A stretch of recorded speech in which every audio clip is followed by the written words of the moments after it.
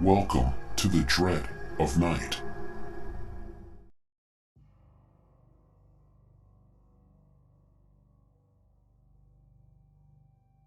In the inky depths of space, once far beyond the reach of humanity, lay the asteroid Upsilon 7. It was small, inconspicuous, and seemingly insignificant in the grand scheme of the universe.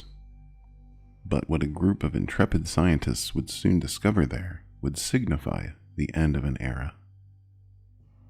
Dr. Elizabeth Hayes led the expedition.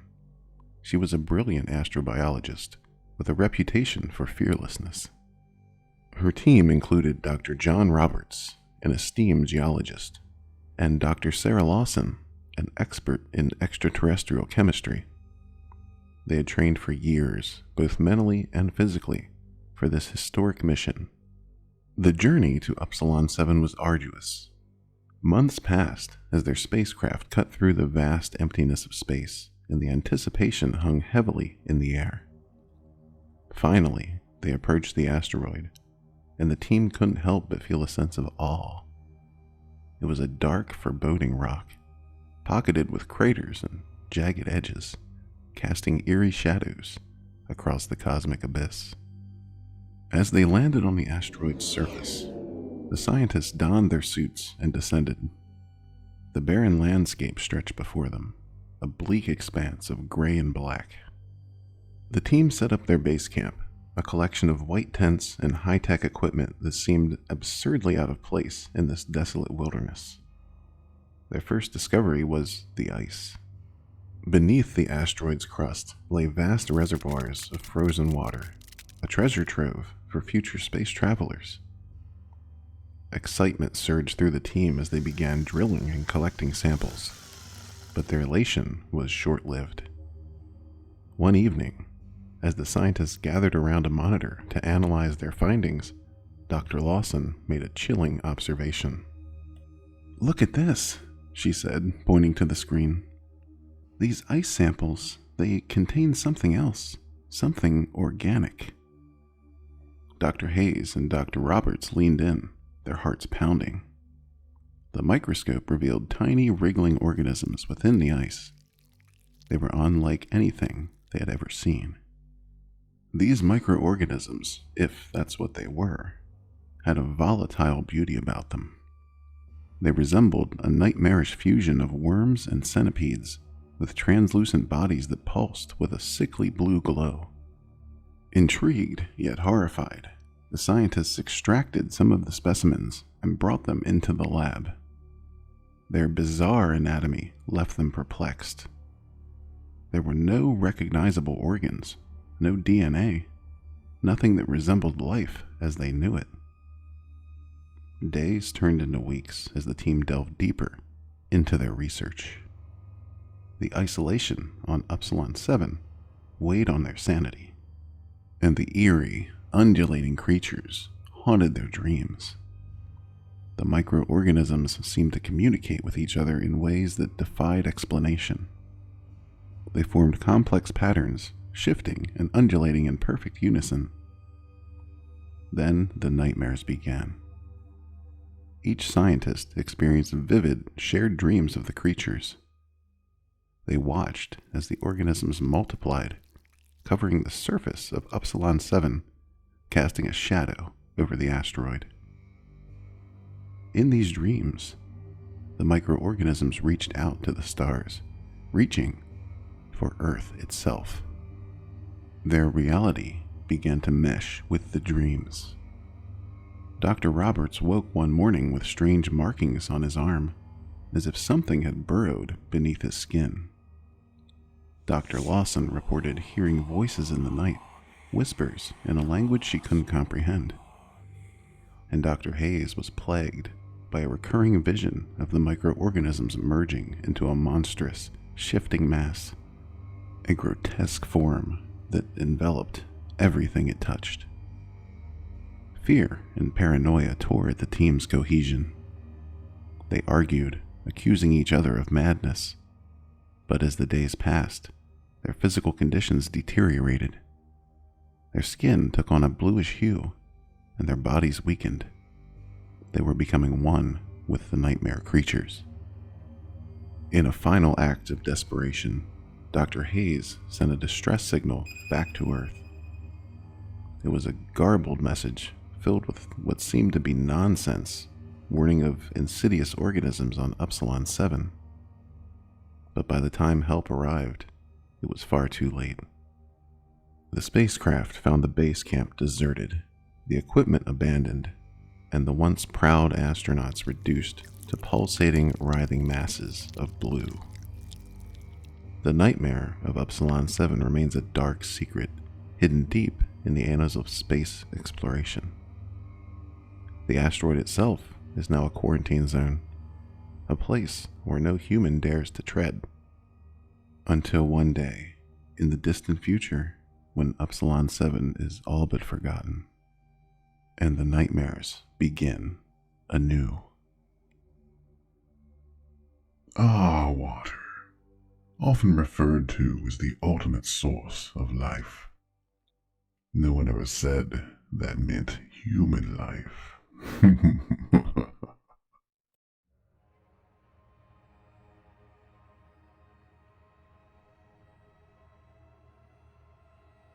Deep in the uncharted reaches of the cosmos, a group of space travelers embarked on an expedition that would haunt them long into the future.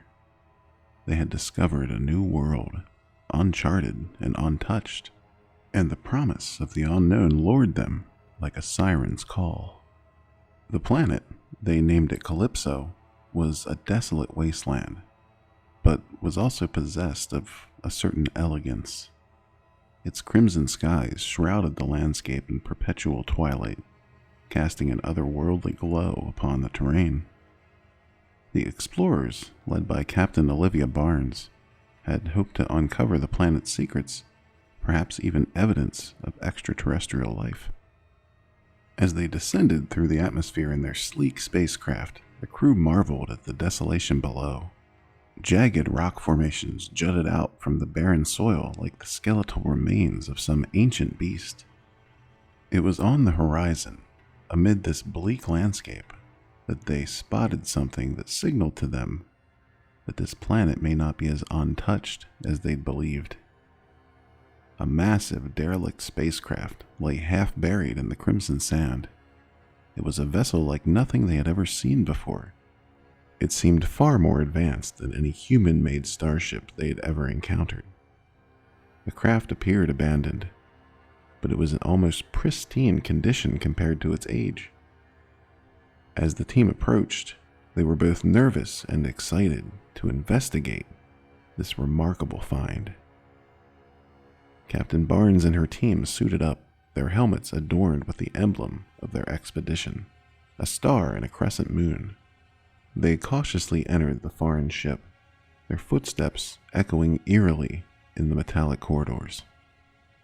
The interior was a labyrinth of dimly lit passageways with a strange language etched into the walls.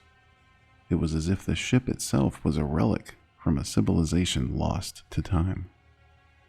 The crew moved deeper, drawn by their lust for knowledge.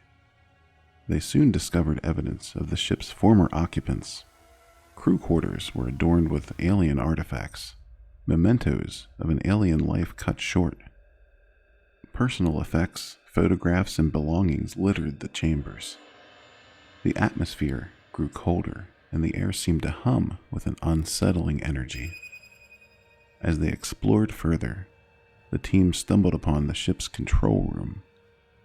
Strange holographic displays flickered to life, revealing star maps and celestial coordinates. It became clear to them now that this vessel had traveled far beyond the reaches of known space.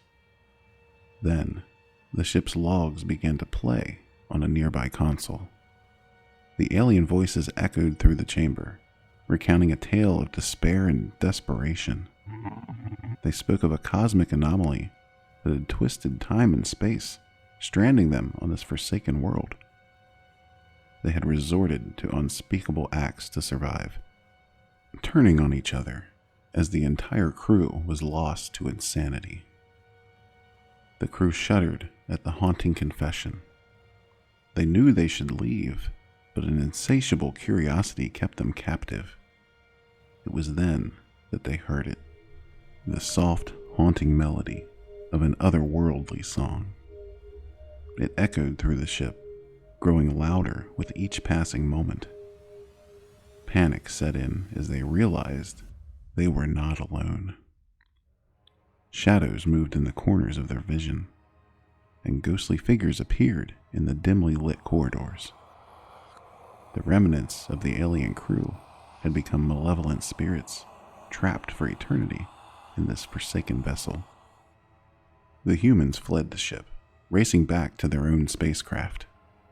As they rocketed away from Calypso, they could still hear the eerie song echoing through the void. They spoke to no one about their encounter, only each other, and they erased all logs pertaining to this forbidden world. Calypso remained a world untouched by humanity, a planet shrouded in mystery and dread. The abandoned spacecraft, now a grave for an ancient civilization, would remain buried in the sand, along with the memory of its people. The memory of an entire civilization was not buried by the red sand. No, it was buried by the fear of humankind.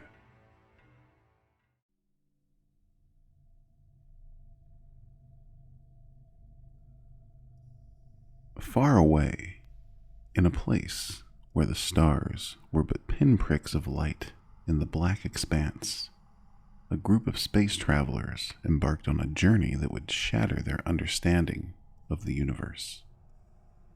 Their mission was simple: chart a course through uncharted space and search for habitable planets. But what they found would test the limits of their courage. Captain Jason Mitchell and his crew had been drifting through the void for months, their ship, the Celestial Voyager, on the brink of exhaustion. Then, on the fringes of their scanners, a faint blip appeared, a signal. It was a distress beacon, emanating from an unknown location in the interstellar wilderness. Their curiosity outweighed caution, and the crew followed the signal to a point in space where there should have been nothing but darkness. But there, suspended like a ghostly specter, was a massive space station, a behemoth of metal and glass covered in layers of cosmic dust. The crew was astonished. There should have been no space station here. The coordinates pointed to a region of space uncharted by any known civilization. Yet here it was, an eerie relic of the cosmos, abandoned and adrift. As the Celestial Voyager approached, they noticed the station's external lights flickering sporadically, casting shadows across the sprawling structure. The crew docked, suited up, and made their way inside. The station's interior was a ring of barely lit corridors and silent chambers. The air was still, but the walls seemed to whisper with ghostly echoes. Desks and consoles were covered in a thick layer of dust, and the remains of unfinished meals sat rotting in the cafeteria. As they explored deeper into the station, they discovered strange anomalies. It was as though time had frozen inside these metallic walls. The clocks were forever stuck at a single moment in history, and the computer screens displayed data that made no sense. A string of numbers and symbols that meant nothing in any known code. They also found personal items, forgotten and abandoned. Children's toys, photographs of smiling families, and one diary with pages filled with increasingly desperate and incoherent writings. It seemed that the station's crew had succumbed to some form of insanity. Then they began to hear whispers, soft, haunting voices that swirled around them like a swarm of insects. The crew's radios crackled with strange transmissions, incomprehensible conversations in alien tongues. The whispers grew louder and more urgent seeming to reverberate throughout the station. Overcome by fear, the crew retreated back to the docking bay, but the celestial Voyager was gone. The vast expanse of space stretched before them, an empty void. Reality hit them hard as they realized they were now stranded on an abandoned station, trapped in a time and place that defied all reason. As the weeks passed, the crew's sanity unraveled. The whispers grew louder, their voices filled with longing and despair. They were not alone on the station. Something else was there, a presence that watched and waited. As their minds fractured, the crew became shadows of their former selves, haunted by visions and tormented by the relentless whispers. They could feel the station's ancient sorrow seeping into their beings. And then, one by one, they vanished into the darkness, leaving no trace behind. Captain Jason Mitchell was the last to go, his blood-curdling cries echoing through the abandoned station as he succumbed to the voices. The celestial Voyager never returned to Earth, and the fate of its crew remains a mystery to this day. The abandoned space station, a derelict relic of a forgotten time and place, drifts endlessly through the desolation of space, a grim testament to the horrors that await those who venture too far into the unknown.